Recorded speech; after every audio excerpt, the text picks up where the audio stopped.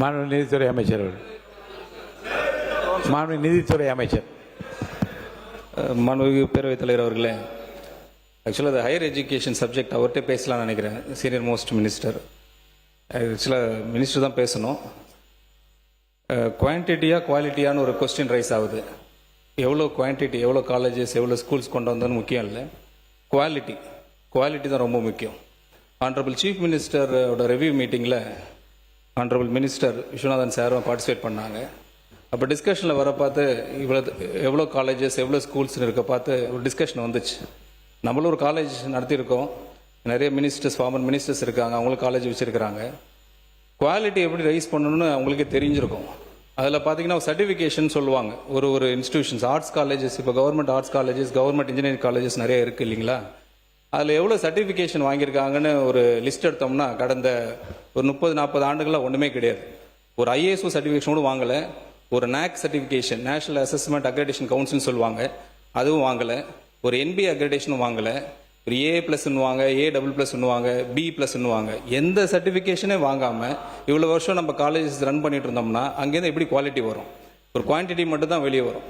அதை அடிப்படையில் நம்ம எந்த முயற்சி எடுத்த மாதிரி தெரியல. அதுக்கு ப்ரைவேட் காலேஜஸ் பார்த்தீங்கன்னா அவங்க ஃபார் பெட்டராக பெர்ஃபார்ம் பண்ணிட்டு இருக்காங்க. அதனால தான் அங்கே கேம்பஸ் பிளேஸ்மெண்ட் போகிறாங்க. அது நான் இங்கே வந்து ஸ்ட்ரெஸ் சொல்லணும்னு விருப்பப்படுறேன். அதே மாதிரி ஹையர் எஜுகேஷன் ரிலேட்டடாக சார் சொல்லியிருந்தாங்க, நான் சேலரி ஐட்டம்ஸ்னு ஒன்று இருக்குது. அதில் நீங்கள் பார்த்தீங்கன்னாலே தெரியும், நான் சேலரி ஐட்டம்ஸில் கடந்த 2024-25 பார்த்தீங்கன்னா 4,364 கோடி. அப்போது 2025-26 சப்ளிமெண்ட்ரி இதில் பட்ஜெட்டில் வந்து 6,673 கோடி. இன்டர்வியூ பட்ஜெட்டில் பார்த்தீங்கன்னா 2026-27 8,176 கோடி. நாங்கள் தாக்கல் பண்ண ரிவைஸ்ட் பட்ஜெட் எஸ்டிமேட்டில் 2026-27 8,203 கோடி. கிட்டத்தட்ட இன்க்ரீஸ் தான் பண்ணி கொடுத்துருக்குறோம். அது உங்களோட தகவலுக்கு சொல்லிடுறோம். அது மட்டும் இல்லாமல் இந்த ஸ்கூல் எஜுகேஷன் வந்து டிபார்ட்மெண்ட் வந்து எனக்கும் அதில் கொஞ்சம் எக்ஸ்பீரியன்ஸ் இருக்குது ஓரளவுக்கு.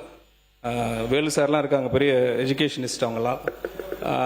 அந்த என்ன சார் நீங்கள் பேசுங்க, அமைச்சர் இங்கே பார்த்து பேசுங்க. நீங்கள் தொடர்ந்து பேசுகிறேன், அங்கேருந்து வாய்ஸ் இல்லை இல்லை, நீங்கள் அதை பற்றி கவலைப்பட வேணாம், நீங்கள் பேசுங்க. எஜுகேஷன் டிபார்ட்மெண்ட்டில் பள்ளி கல்வித்துறை அமைச்சர் இருக்கிறாங்க. அவங்கள்ட்ட அந்த ரிவ்யூ மீட்டிங்கில் கூட நிறைய டிஸ்கஷன் போயிட்டு இருந்துச்சு. நிறைய இப்போது முறைகேடுகள்லாம் சொல்லிட்டு இருந்தாங்க, நிறைய பேர் மேலே வழக்கெல்லாம் போட்டிருந்தாங்க. சில இடத்துல பார்த்தீங்கன்னா கட்டாயப்படுத்தி தான் காசு வாங்கியிருக்கிறாங்க. அதில் ஒரு மிகப்பெரிய ஒரு பாதிப்புப்பட்ட ஆள் நான்.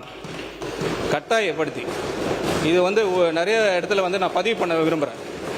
அதுக்கு முழுக்க காரணம் என்னன்னு கேட்டீங்கன்னா, இங்கே சாட்சின்னு கேட்குறாங்க, எவிடன்ஸ் கேட்குறாங்க. அது டாக்குமெண்ட் எவிடன்ஸ் வந்துட்டு போகுது. இங்கே நானே ஒரு எவிடன்ஸ் தான், நானே ஒரு சாட்சி தான். ஃபார்மர் எஜுகேஷன் மினிஸ்டர் அவர் சபையில் இல்லை, அப்படி இருந்தால் சொல்லியிருக்கணும். பட் வேறு வழி கிடையாது. நான் டிஸ்க்ளோஸ் பண்ணக்கூடாதுன்னு நினச்சேன், வேறு வழி இல்லை. கடந்த 3 நாட்களாக இந்த சப்ஜெக்ட் இப்படி சுற்றிக்கிட்டே இருக்கு.